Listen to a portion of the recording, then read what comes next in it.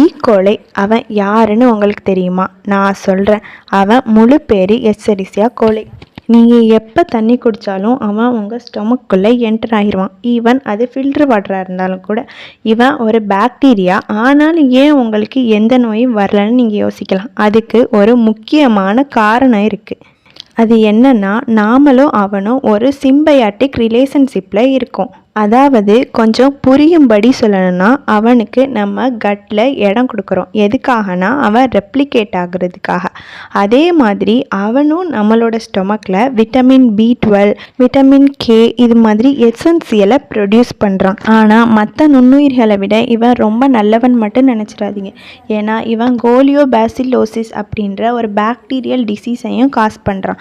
இதனால் அவங்களுக்கு வாந்தி, பசியின்மை, வயிற்றுப்போக்கு, காய்ச்சல் போன்ற பல சிம்டம்ஸ் ஏற்படலாம். சிவியராக சொல்லப்போனால் செப்டிசீமியா, ரத்தத்தில் இன்ஃபெக்ஷன் பரவலாம். ஆனால் இவன் எல்லாருக்குமே நோயை பரப்ப முடியுமான்னு கேட்டால் இல்லை. நோய் எதிர்ப்பு சக்தி மிகவும் குறைவாக இருக்கவங்களுக்கு மட்டும்தான் இவன் தாக்குவான். ஸோ ஹெல்த்தியாக சாப்பிட்டு உங்களோட நோய் எதிர்ப்பு சக்தியை அதிகமாக்கிக்கோங்க. அப்போ தான் எல்லா நோய்களிலிருந்தும் தப்பிக்க முடியும். நான் final year MSc microbiology student. So எனக்கு உங்ககிட்ட இதெல்லாம் ஷேர் பண்ணணும்னு தோணுச்சு. உங்களுக்கு இந்த இன்ஃபர்மேஷன் பிடிச்சிருந்துச்சுன்னா கமெண்ட்டில் தம்ஸ் அப் கொடுத்து நம்ம சேனலை ஃபாலோ பண்ணிக்கோங்க. ஓகே, பாய்.